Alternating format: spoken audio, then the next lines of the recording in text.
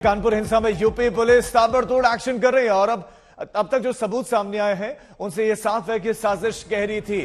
ऐसे वीडियो सामने आए हैं जिनमें ठेले पर पत्थर भरकर हमला करते हुए देखा जा सकता है और यह भी खुलासा हुआ है कि कानपुर के एक लोकल पेट्रोल पंप से बोतलों में पेट्रोल भरकर बम बनाए गए और उनसे हमले किए गए।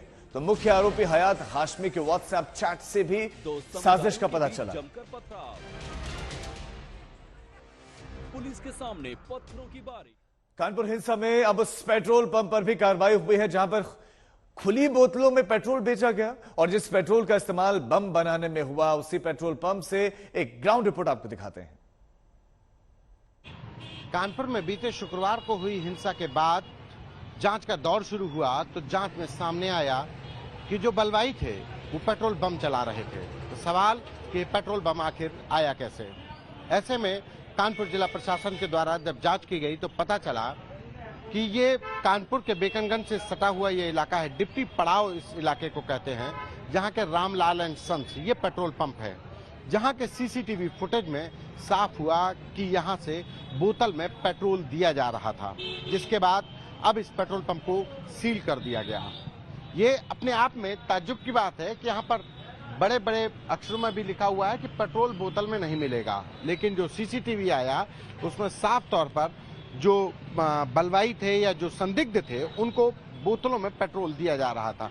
इतना ही नहीं, इस पेट्रोल पंप पर घटतौली की भी शिकायतें आई।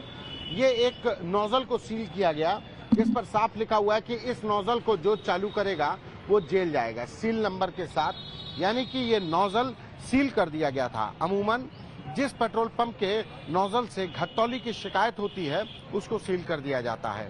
फिलहाल कानपुर पुलिस की रिपोर्ट के आधार पर अब कानपुर प्रशासन ने रामलाल एंड सन्स के इस पेट्रोल पंप को बंद कर दिया है और इसके बाद अब दूसरे पेट्रोल पंप भी जांच के दायरे में हैं।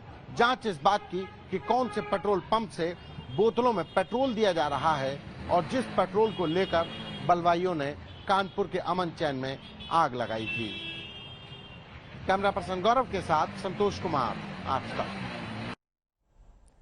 कानपुर में अब भी पुलिस की जबरदस्त पहरेदारी है, सुरक्षा के जबरदस्त इंतजाम आज भी दिख रहे हैं। यूपी पुलिस आरोपियों की लगातार धरपकड़ करने में लगी हुई है। कानपुर हिंसा में आज 9 और आरोपियों की गिरफ्तारी हुई है और अब तक कुल 38 आरोपी इस केस में गिरफ्तार हो चुके हैं। एटीएस की टीम इन आरोपियों से लगातार पूछताछ कर रही है।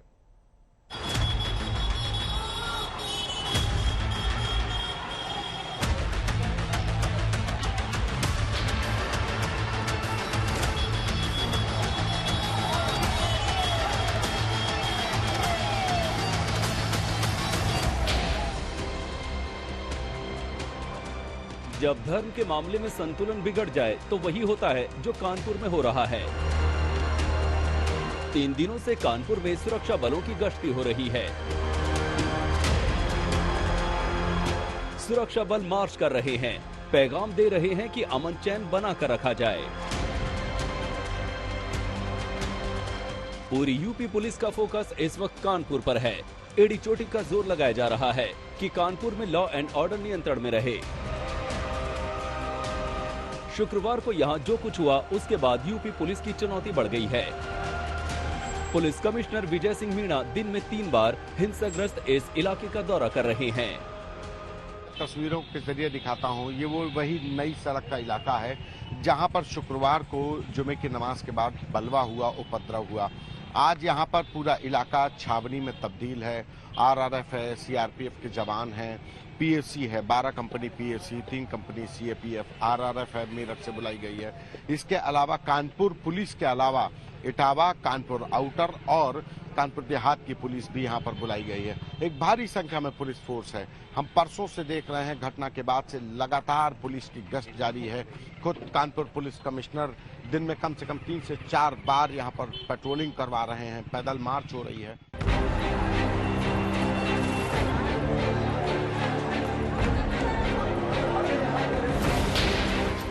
कानपुर की ये हालत मजहब के नाम पर अमन में आग लगाने की साजिश का नतीजा है। एक टीवी डिबेट में एक पॉलिटिकल पार्टी की नेता के बयान पर दंगा भड़काने की कोशिश हुई। उस मजहबी साजिश की पूरी पोल पट्टी अब खुल रही है।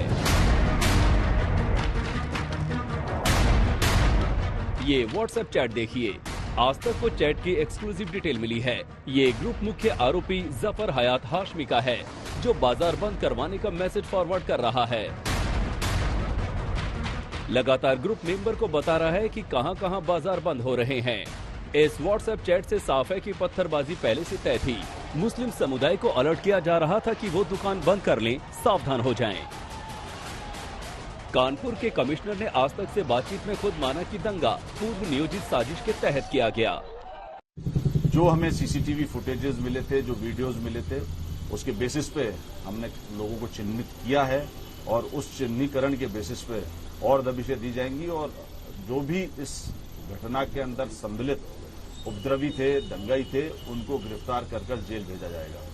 अब तक की जो जांच हुई है उससे इस तरीके का प्रतीत होता है कि कुछ लोगों ने योजना बनाई थी शहर का माहौल खराब करने की और हालांकि हमारा पुलिस फोर्स लगा हुआ था, 2 सब इंस्पेक्टर्स और करीब 6 सिपाही थे, लेकिन एकदम जब भीड़ बढ़ी तो उन्होंने जैसे कंट्रोल रूम को सूचना दी, तत्काल पुलिस बल मौके पर पहुंचा और स्थिति को नियंत्रण में किया। कानपुर में दंगा हुआ, दंगे की साजिश हुई, यह अब साफ हो रहा है, लेकिन इन सब की एक बड़ी वजह रही बीजेपी के 2 नेताओं के बयान। इन 2 नेताओं ने कुछ ऐसे बयान दिए कि विवाद भड़कते भड़कते हिंसा तक आ गया। इन 2 नेताओं पर बीजेपी ने कार्रवाई की है।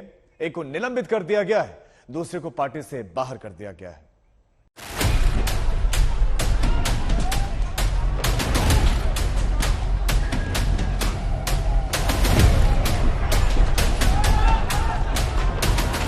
कानपुर में ये बवाल जिस बयान पर हुआ,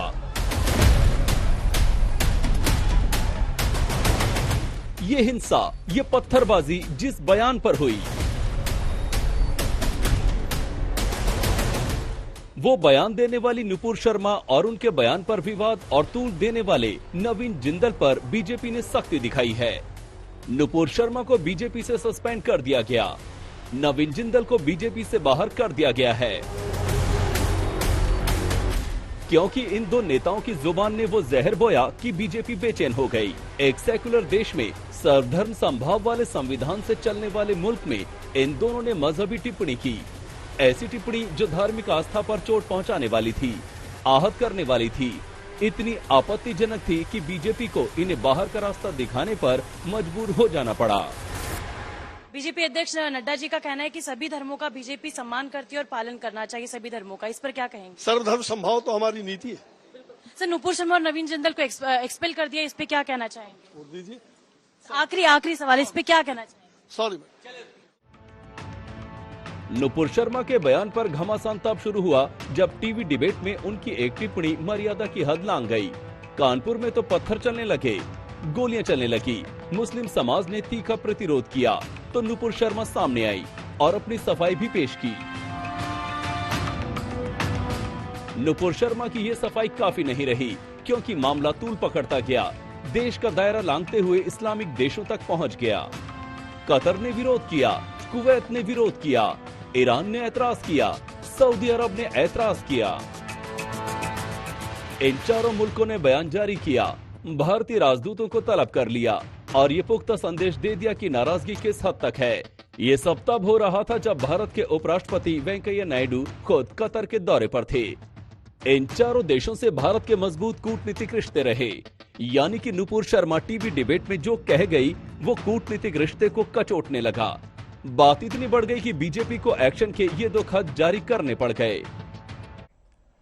उधर आगरा में बाइक की टक्कर के बाद 2 समुदायों में जमकर पत्थरबाजी हुई। मामले की गंभीरता को देखते हुए आला अधिकारी मौके पर पहुंचे और बोले कि हालात कंट्रोल में है। पथराव की घटना में कुछ लोगों को चोटें भी आई हैं, लेकिन कानपुर के हालात को देखते हुए पुलिस ने यहां पर वक्त रहते कार्रवाई की, क्योंकि पुलिस किसी तरह का कोई भी जोखिम लेना नहीं चाहती।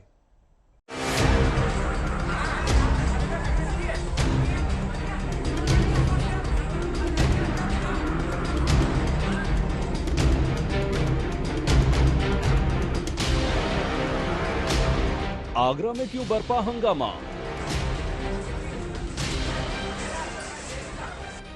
2 समुदायों के बीच जमकर पथराव, पुलिस के सामने पत्थरों की बारिश। आगरा में मामूली बात पर लोग एक दूसरे की जान के प्यासे बन गए। पुलिस समझाती रही, लेकिन पत्थरबाज अपने मिशन पर लगे रहे। क्या बड़े क्या बच्चे, जिसे देखो वही पत्थर लेकर सामने वाले की जान लेने पर तुला दिखा। बड़े अपने से छोटे को कैसे समझाएं, क्योंकि वो खुद पथराव में मशगूल दिखे। समझिए ऐसा क्या हुआ कि जिस इलाके में सब कुछ सामान्य चल रहा था, वहां अचानक सड़कों पर पत्थर ही पत्थर बिछे दिखे। घटना शाम करीब 7:30 बजे की है। ताजगंज इलाके के बसई खुर्द में सड़क बन रही थी। गली में इंटरलॉकिंग का काम रोज की तरह हो रहा था। इसी दौरान सादिक नाम का लड़का बाइक लेकर आ रहा था। सड़क खराब होने की वजह से उसकी बाइक असंतुलित होकर सामने से आ रहे राधेश्याम से टकरा गई।